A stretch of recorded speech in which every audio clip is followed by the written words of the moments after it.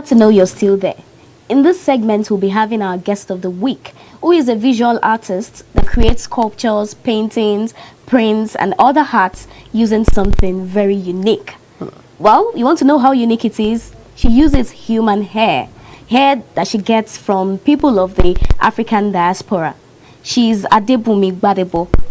I'm so happy you're here with us. Thank you. I'm very happy and honored to be here. Good morning. Good morning. So tell me, why hair? What informed the choice? You could be using any other material. Why hair? Yeah, well, back in America, I studied fine arts in art school. And my experience, like a lot of art students, you go into these art history classes and you're constantly learning about the master, the white male European that has made this huge impact through art, through painting. And I was getting very frustrated with feeling like I wasn't seeing myself reflected in that history as either the subject who was worthy enough to be painted or the master.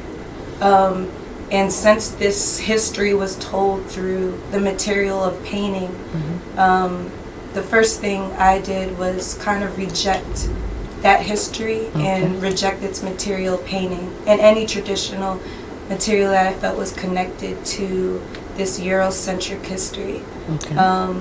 So hair became a way of kind of rooting my work in a different history. You know, our hair is DNA. It carries our history. I could take a strand of my hair and it will let me know, like, I am from Nigeria and my family's from Sierra Leone and Ghana, all these places. But I want to believe you must have taken time to decide, oh, I'm rejecting this Afrocentric history, but what else do I use? Okay, let me use hair. Did it come easily like that? Or how long did it take for you to reach, or did you try other things and then decide hair would be it? Yeah, well, all my life I've been making art, and I've always been experimental with material. So I think that made it kind of easy to do something so left field. But I was thinking a lot about my relationship to standards of beauty and how I have, in my personal history, kind of acted out this, how I see beauty. And when I think about, like, having my hair braided as a little kid, and then the first time I got my hair straightened, you know, what does that mean? And then I got my hair permed, and then I wore weaves, and then I had an afro. Now I have locked hair. But I've kind of dealt with identity and the politics of identity and the politics of beauty through my hair. And when you look at black people all over the diaspora, whether it's like the Black Power movement in America and what the afro meant, or you know, the different, and even in Nigeria, how women were wearing braided hairstyles to represent the kind of like independence that came after colonialism, and how they acted that out through their hair, and just our spiritual connections with our hair. I don't know why this funny thought just came to my mind. So the first time you tried hair, whose hair was it? Well, for a year I just collected hair. From who? From people. Like, when I decided hair was my material, I started putting out calls, like call for hair, on my Instagram, on my Facebook. Just asking, I had this idea to make art out of hair, if you are willing to donate. But a friend in America saw my post and shared it with a friend who recently cut off her locks. And it turns out that this person lived really close to me. So I traded her some cucumbers that I was growing for some hair. And I had no idea what I was going to do. I just knew, I was very determined that something was going to come from it. And I just kept collecting hair. So then I started building relationships with barbershops. And that was a process. Because, you know, people, like, sometimes I'll get this, are you a juju girl?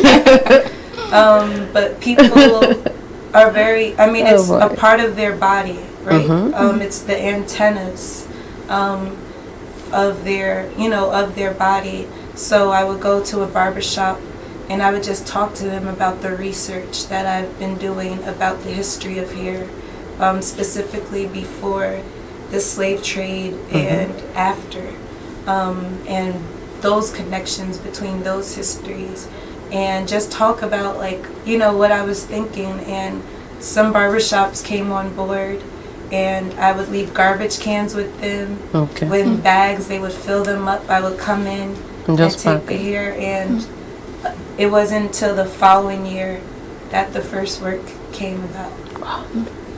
So, how have people reacted to your hat, knowing that you use human hair? Have there been some people, you know, uncomfortable or something? Have you experienced any challenges in that aspect? Well, I have a rule for myself. I'll never ask anyone to give me their hair.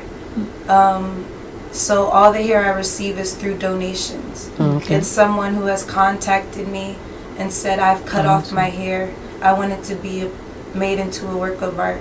So because the relationship starts on that basis, usually people are very, like, honored to have their hair worked into some piece and be in a gallery space. So do they? Is that an identification? Like, if I donated my hair at some point, and then you're having an exhibition, when I get there, would I be able to say, "Oh, that's your hair there"? Would I know? Yeah. How do you do that? Well, a lot of people, I mean, you know your body, so they recognize, and I think that's really important too, to recognize yourself in the work. When you look at institutions like museums or galleries or art fairs, it's usually people of color who have been excluded from those spaces. So not only are you seeing yourself, but it is you. I think that's really powerful. So you've been in Ibadan for about 2 weeks now. Yeah. And I understand that you've been going to barber shops. You have an uncle who has a barber shop, actually. Yeah. And I saw a video on Instagram where he was explaining to his customer that she's collecting hair for. At the point, the guy said, "Eh." You know, it was a Nigerian thing. Maybe you didn't pick it up. I did. And he said, "Eh," and the guy explained, "You know, often she arts, and what can you frame here?" You know, that was what he was trying to explain, and I was laughing because I could imagine.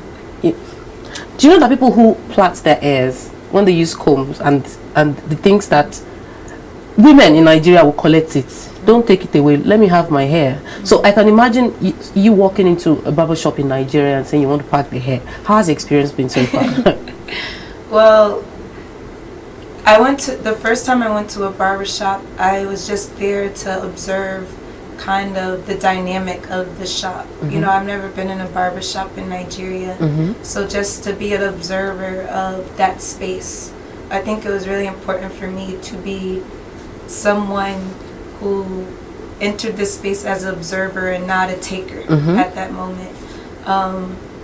But then my uncle, who I've been staying with, my Uncle Timothy, he went back and the barber did collect hair for me to give. And then, you know, the following week I found out my Uncle Benga is a barber. Okay. And yeah, like in the video, he was explaining to his customer that I make art from here. And I'm aware that there may be this skepticism, like, what are you going to do with this hair? And rightfully so. But I think once people see the work and understand kind of all the energy that is going behind, you know, I've been doing this for the last 5 years. That helps kind of ease, you know, their fears, and they're a lot more willing to be a participant of the work. So yeah, my Uncle Benga gave me a bag about this big of hair that he was collecting to burn. Okay. And so I have the hair. which I'm really excited about because everyone was like, you will not go to Nigeria and get hair. It will never happen. What was the craziest experience you had here or back in America with collecting hair? What's the craziest experience? How much resistance did one person put up to say, not my hair? Yeah, once I went to a barbershop that I had a relationship with, or I say partnership with in America, and I come in and I'm sweeping the hair, and usually like little like teenage boys, like they're the ones who are the sweepers. That's usually their first job. So it already looks weird that I'm a woman in this space, not to get my hair cut obviously, and I'm sweeping the hair and I'm putting it in a bag. And a Nigerian man was getting his hair cut and he saw me putting the hair in the bag and he's like, hey, what are you doing? And he was like, you will never be an artist like this in Nigeria. It will never happen. But once I showed him my work, he was like, okay, take. What does this tell you? I'm sorry. I'm so sorry, Wura. What does this tell you of, I don't know about other countries. I don't know about the attachment they have to their hair like that. But what does it tell you of the Nigerian man and, well, as a whole, the Africans that you've collected hair from, their attachment to their hair? What does this tell you? That there is an understanding of the spiritual power and significance that is in our hair. Our head, our ori is the seat of our spirit. There's even the belief that our communication with God comes first through the head. And I'm happy about that because in my work I'm trying to bring out these histories of our connection with our hair spiritually, economically, socially, and I'm also interested in how that kind of attachment to our hair has been altered when you look at the slave trade that went on in the world, or colonialism, and how those histories have altered. Like, what does it mean to have your hair cut and it be discarded on the ground to be thrown out? Like, how did we get to that point historically? So I'm interested. So if someone doesn't feel comfortable, I am totally... You don't take offense? Yeah, I don't take offense because it shows the power they associate with their hair. I live with a woman back in America, and she gave me my first solo show, Adrian Wheeler, but she has never given me her hair. And she says, I will never give you my hair. But she supports my practice in other ways. So I'm just, especially being, I'm Nigerian through my dad. I'm Black American through my mom. So even my relationship with hair, being a Black American, how have we through the diaspora, how has our relationship with hair changed? I'm interested in all that history and discourse. Okay. Apart from the challenges that you face while getting hair from people, have you faced any other difficulties while making your hat? Maybe just to make the work. Every single person on this planet has different hair. There is no two hair strands alike. So every time I get hair, it's like getting a brand new color of paint that I've never dealt with before. So because everyone's hair is different, and the hair comes with information, it comes with DNA, it comes with its own energy. So I have to be really, really present to that when I'm making my work, and allow me not to, like, I can't control the work in a way. Like, I am the one making the work, but the hair kind of just speaks for itself. Yeah, exactly. So any plans to diversify, go into use other stuff apart from hair? I started incorporating indigo into my work. On my mother's side, I found out that our family was enslaved on an indigo plantation in the southern part of North America in South Carolina. Okay.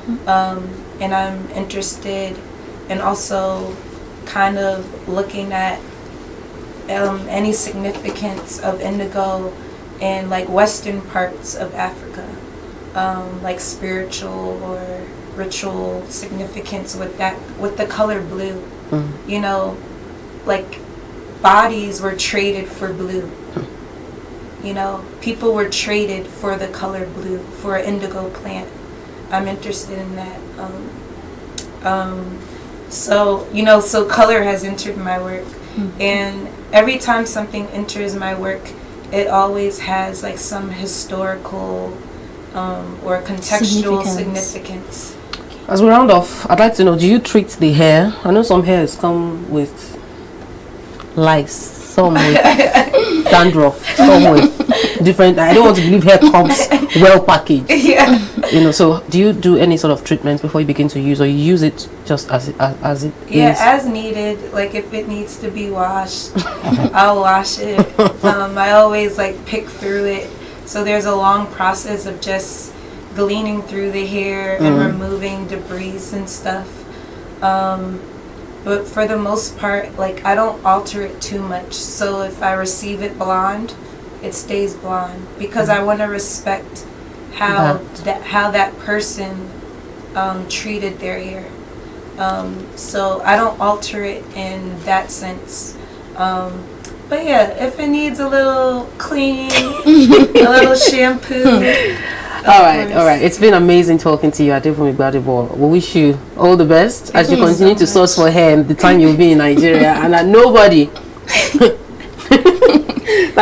does anything crazy, you know, when they see you packing their hair. Thank you so much for being on the show. Thank you for coming. Thank you so much. We'll take a break. Breakfast Weekend continues shortly. Just stay with us.